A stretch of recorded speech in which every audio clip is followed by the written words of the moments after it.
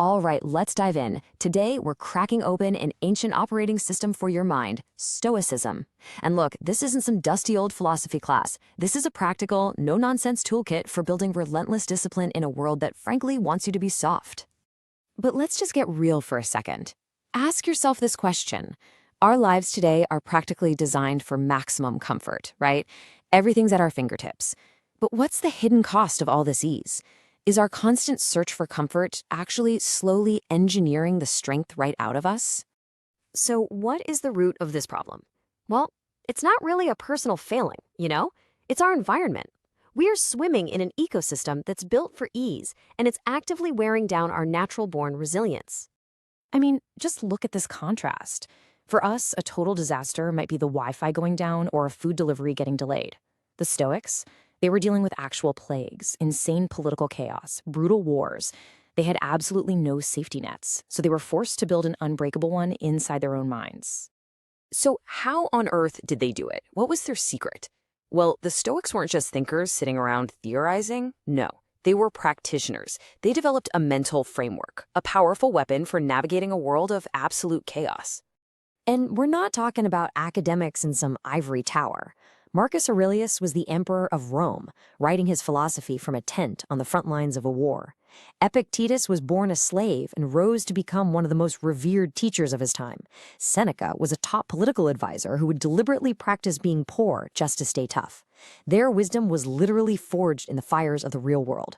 And at the very center of it all, at the core of their entire philosophy, is one single, powerful, life-changing idea: the dichotomy of control. Seriously, getting a handle on this concept is the absolute first step to real discipline. Okay, so here's how it works. I want you to divide everything in your life into two simple columns. In the first column, you put what you directly control: your effort, your habits, how you react to things. In the second column, everything else: the outcome of your efforts, what other people think of you, random luck, all of it goes there. Real, hardcore discipline comes from pouring every single ounce of your energy into that first column and learning to just let go of the second. Man, this quote from Marcus Aurelius, it's a gut punch to our favorite excuse: procrastination. Oh, I'll start on Monday. I'm just too tired today. I don't really feel motivated.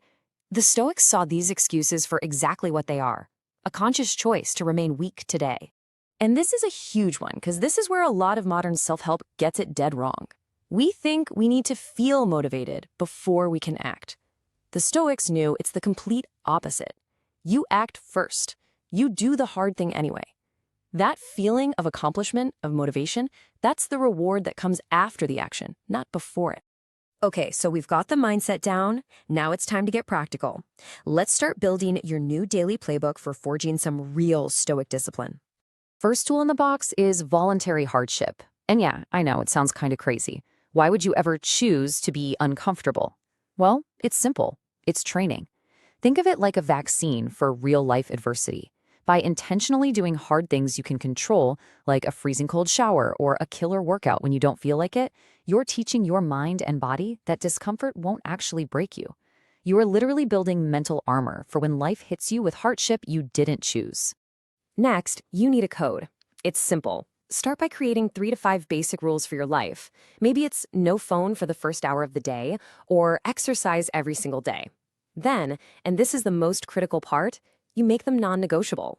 It doesn't matter how you feel. It doesn't matter if you're tired or sad or uninspired. You do them. This totally removes the internal debate before it can even start. And over time, these actions aren't just habits. They start to define who you are. All right, this next one is a little counterintuitive, so stick with me. It's called negative visualization. For just a minute, I want you to imagine losing the things you value most: your health, your job, a person you love. Now, the goal here isn't to be morbid or depressing. It's to generate powerful, genuine gratitude. When you realize how fragile it all is, you stop taking things for granted, and the small, petty annoyances in your life just melt away. So when you put all these tools together, you start to have this one final, powerful realization. We have to completely reframe what discipline even means. It's not just a choice you make in a tough moment. It's an identity that you build brick by brick. Every single day, you're standing at this fork in the road: the easy path, the path of comfort, Sure, it feels good in the moment, but it's a form of slow decay. It's building a weaker version of you. The hard path, the challenge, that's what builds strength. That's what builds resilience. And you know what? That is the only real path to freedom. You have to start paying attention to that voice in your head. Is it constantly trying to negotiate? Is it treating your own goals like they're optional? The Stoic shift is to stop pleading with yourself and start commanding. Instead of hearing, "Ugh, I don't feel like it," the command becomes, "We're doing this, now." You have to be the commander of your mind, not a victim of its passing moods.